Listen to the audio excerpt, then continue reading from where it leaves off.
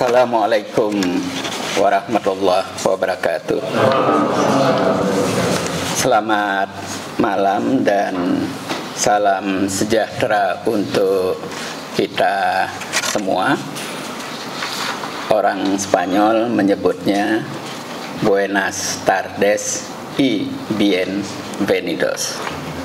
Pertama-tama saya ingin menyampaikan terima kasih ya atas kunjungannya, dan kami segenap keluarga besar KBRI Madrid menyambut gembira Ibu Rini Widyantini selaku Menpan RB dan rombongan yang dijadwalkan akan menghadiri Open Government Partnership Global Summit ya, yang insya Allah akan dilaksanakan di Vitoria.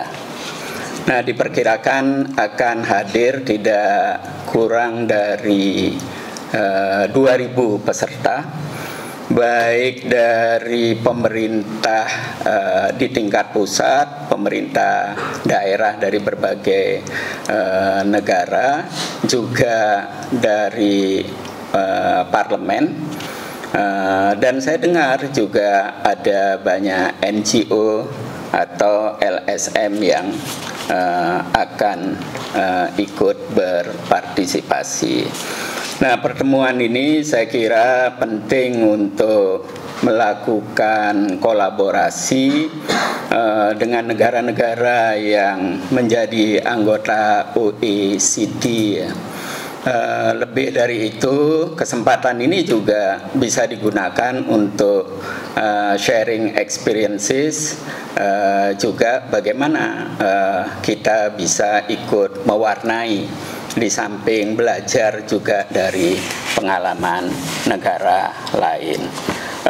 Terus terang saya punya keyakinan jika ASN kita baik atau pegawai negeri kita baik, maka insya Allah negara akan baik. Kenapa?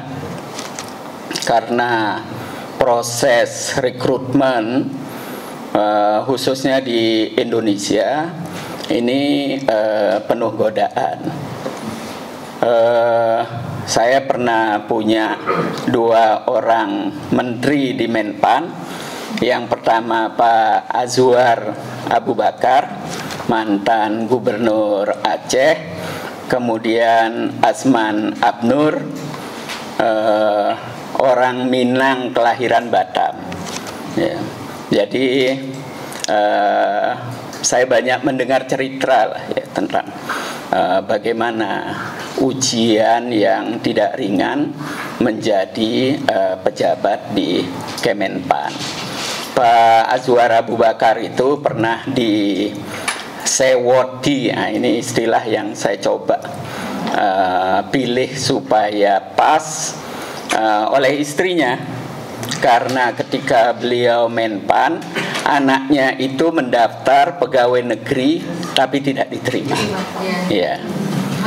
Nah, ini salah satu bukti bahwa dedikasi, kesungguhan menjalankan amanah itu memang tidak mudah. Saya mendengar ya, kalau di Indonesia itu orang mau membayar berapa saja asal bisa menjadi ASN. Nah, padahal setiap tahun itu berapa banyak yang direkrut. Kalau itu dikapitalisasi, berapa besar penghasilan dari rekrutmen saja. Belum lagi masalah penempatan. Saya dengar kalau di luar Jawa mau pindah ke Jawa bersedia membayar. Kalau mau dipromosikan juga ada calo yang mencoba-coba dan seterusnya. Nah, karena itu saya bersyukur sekali dan saya berharap ya di Kementerian Pan RB ini bisa menjaga amanah ya dari yang diberikan oleh negara, dan saya berharap juga bisa istiqomah, dan saya ikut mendukung dengan doa, karena sampai saat ini saya belum mendengar cerita miring dari Kemenpan RP. Sementara di kementerian lain ya, katakanlah Mendikbud Ristek ya, ini periode yang lalu sampai sekarang berurusan dengan Kejaksaan Agung, bahkan menterinya terseret-seret. Saya tidak tahu nanti bagaimana ujungnya. Mudah-mudahan beliau betul-betul tidak menyentuh hal-hal yang sama sekali tidak kita inginkan. Begitu juga Kementerian Agama sekarang berurusan dengan KPK, bahkan menterinya juga terseret-seret. Kita doakan mudah-mudahan beliaunya tidak terkait dengan masalah ini. Kementerian lain sebelumnya saya kira sudah kita ketahui semua, dan masalah-masalah seperti ini harapan kita bisa segera diselesaikan, apalagi ada demo besar akhir Agustus lalu sampai awal September. Ini saya kira menjadi momentum penting bagi pemerintah saat ini untuk melakukan pembenahan secara keseluruhan. Nah, hanya saja dalam kesempatan berharga ini saya melihat tantangannya tidak kecil. Dan dari jauh saya hanya bisa berdoa bagaimana partai-partai politik, para pengusaha, pimpinan ormas, LSM, dan masyarakat secara keseluruhan bukan saja membantu pemerintah yang mencoba untuk melakukan pembenahan, tetapi harus bersatu padu, ya, harus bersatu padu, ya. Karena kalau tidak, bagaimana mungkin kita menghadapi perubahan geopolitik yang luar biasa dinamis dan tidak terduga. Begitu juga geoekonomi, sangat dinamis, tidak terduga. Hari-hari ini ya, kita tentu berharap bagaimana perang Gaza dan Palestina itu bisa segera terselesaikan. Walaupun saya secara pribadi penuh harap, tapi tidak yakin juga, karena masalahnya terlalu pelik, ya, yang terlibat terlalu banyak, dan kepentingannya juga tidak bisa diukur. Belum lagi masalah Ukraina. Masalah dua ini belum terselesaikan, sekarang potensi meletup di Venezuela juga dalam hitungan hari saja, sekiranya pihak-pihak yang terkait tidak menahan diri. Laut Cina Selatan yang kita berasa sangat dekat, ini juga gesekan-gesekan antara Coast Guard China atau Tiongkok dengan Filipina sudah terjadi berkali-kali. Dengan Vietnam juga sudah ada semacam ketegangan yang tidak terkatakan. Nah, karena itu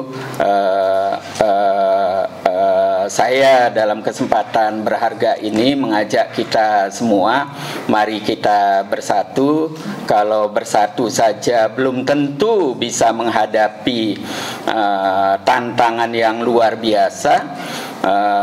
Di samping masalah politik juga perang tarif ini nanti keseimbangannya di mana, karena masih terus berlangsung.